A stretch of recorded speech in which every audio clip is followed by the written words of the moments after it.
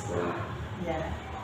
Ya, tentunya di sekolah pasti pernah ada suatu kejadian yang itu mungkin terjadi dilema ya, ibu. Kira-kira selama ini bagaimana ibu dapat mengidentifikasikan kasus-kasus yang merupakan problematika atau juga enggak? Ya, terima kasih. Kami akan menjawab apa adanya di sekolah ini. Jadi situasi yang terjadi ketika seseorang harus memilih antara dua pilihan, di mana kedua pilihan tersebut secara moral benar tetapi bertentangan. Sedangkan rujukan moral merupakan situasi yang terjadi ketika seorang harus membuat keputusan antara benar dan salah. Ya. Kira-kira untuk bisa membedakan di situnya apa kira-kira yang membuat bisa membedakan ini dilema, ini rujukan? Oh ya, kira-kira seperti contoh kita melaksanakan PPDB, nah itu kan pastinya ada dilema, ada yang keduanya ada yang benar, itu benar, ada yang benar, tetapi ada yang tidak cocok dengan kita. Nah, seperti itu kita harus memusyawarahkan dengan pihak-pihak yang terkait, seperti komite, terus orang-orang yang kira-kira di masyarakat bisa memecahkan masalah tersebut dan peduli dengan pendidikan kita di sekolahan ini. Langkah-langkahnya Bu, seperti apa langkahnya? Apakah langsung diambil atau ada urutan langkah-langkah? Ya, langkah-langkahnya kita harus bermusyawarah dulu dengan sekolahan dan guru-guru, komite. Setelah itu kita untuk mengadakan musyawarah keluar dengan masyarakat atau tokoh-tokoh masyarakat yang terkait, seperti di pihak desa atau kepala desa dan di pihak-pihak masyarakat yang perlu kiranya kita untuk minta bantuan. Kira-kira hal apa Bu yang efektif dalam pengambilan keputusan?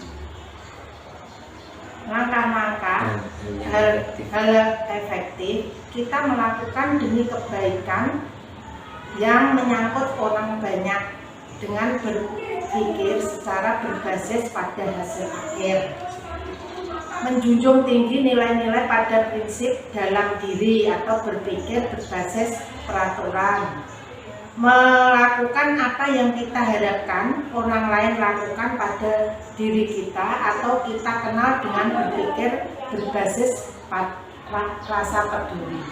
Menggunakan prinsip mengambil keputusan Bu.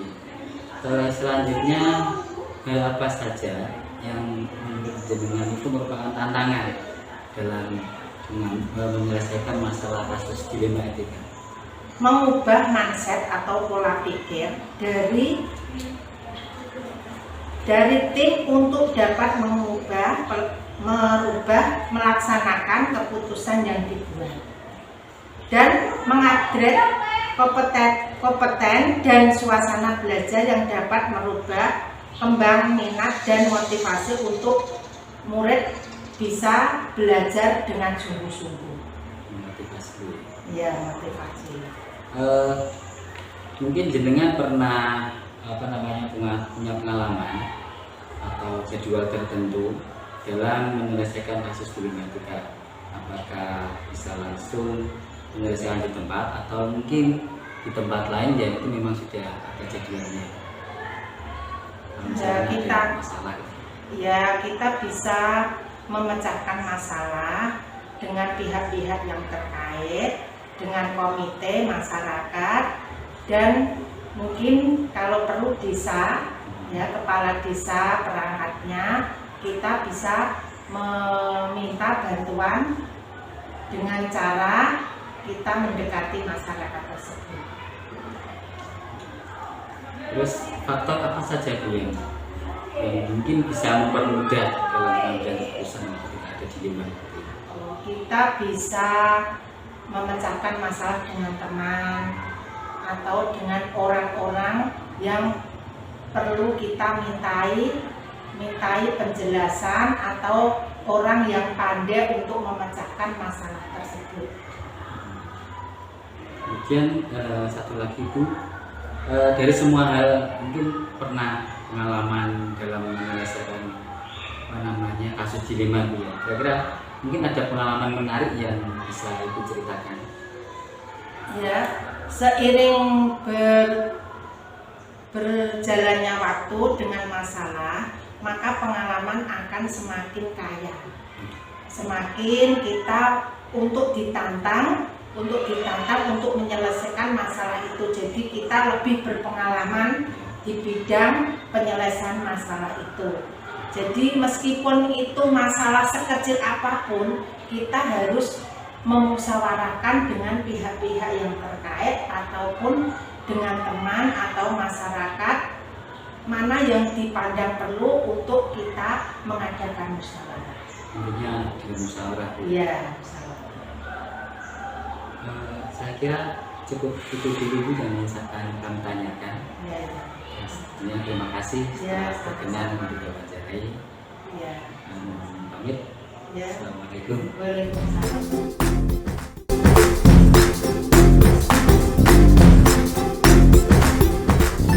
Selamat pagi Pak. Mau izin wawancara terkait mungkin kebijakan sekolah ya.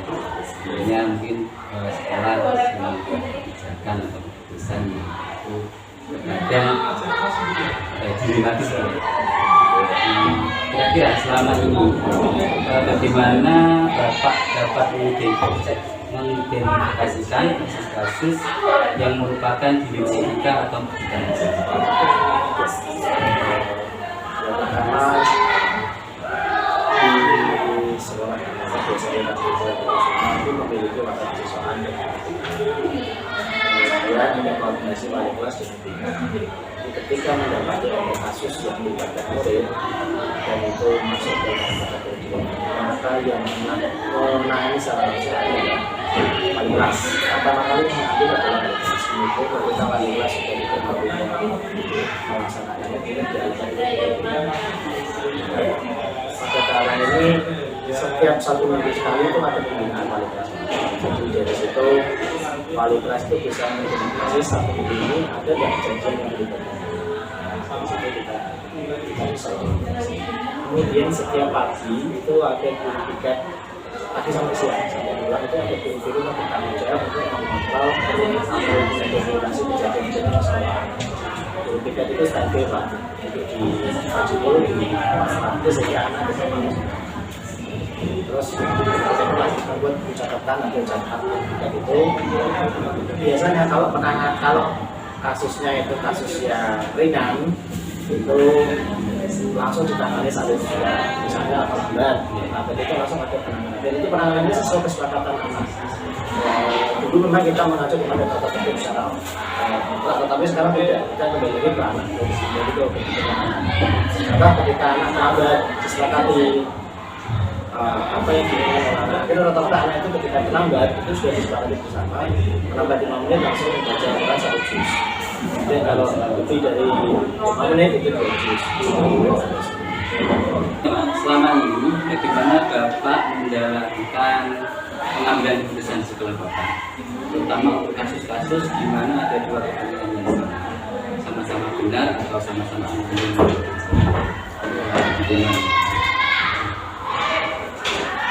Yang pasti kebijakan itu tidak mutlak berhasil Pak. Jadi hanya memiliki tim yaitu wakil kurikulum, wakil siswaan, komite dan kita ada kebijakan-kebijakan sama baiknya. Kami musyawarahkan dengan tim ini. Kemudian nanti kalau ternyata dari tim itu belum itu kembali kami menyampaikannya ke semua. Artinya tidak mutlak kebijakan itu harus keluar dari masyarakat.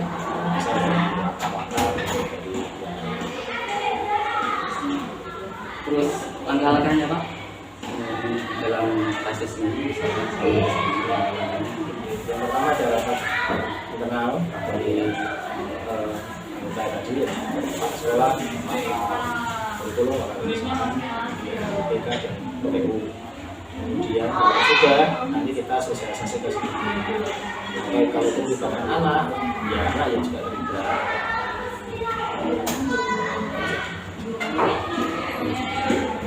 Terus yang dari sekian langkah-langkah tersebut Pak ya, tiga yang paling efektif ya?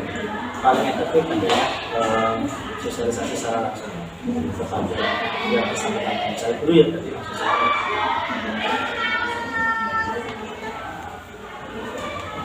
selanjutnya mungkin Pak, bisa ceritakan contoh kasus yang mungkin dilema etika di sana.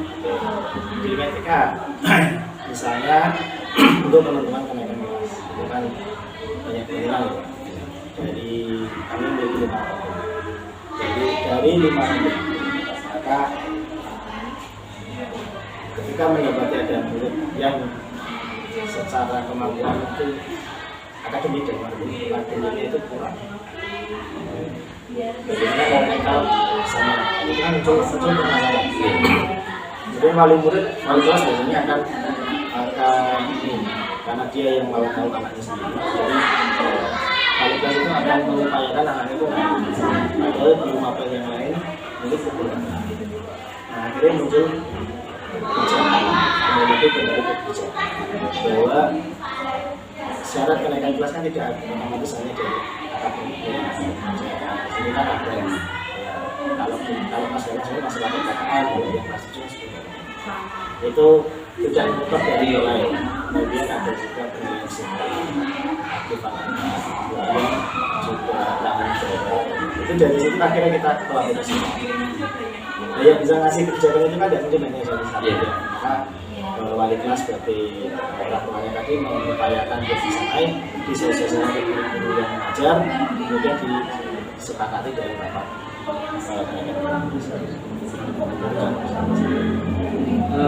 apa namanya langkah-langkah tadi itu mungkin dibuat keputusan atau dibuat peraturan pasti atau hanya sekedar ya, kalau syarat kenaikan kelas itu benar itu sudah ada. Kemudian untuk penentuan kenaikan kelasnya itu dalam bersama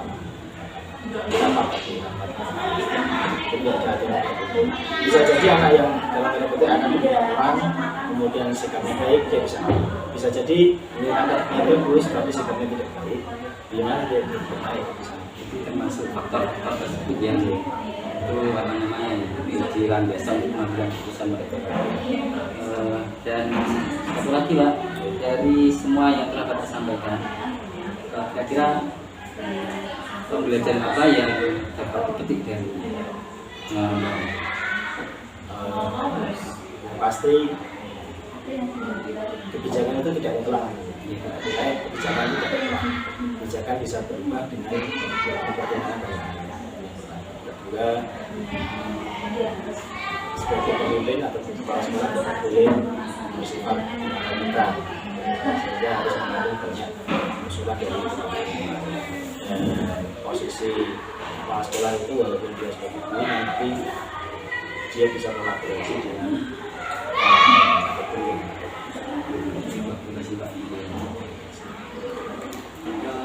Saya kira cukup.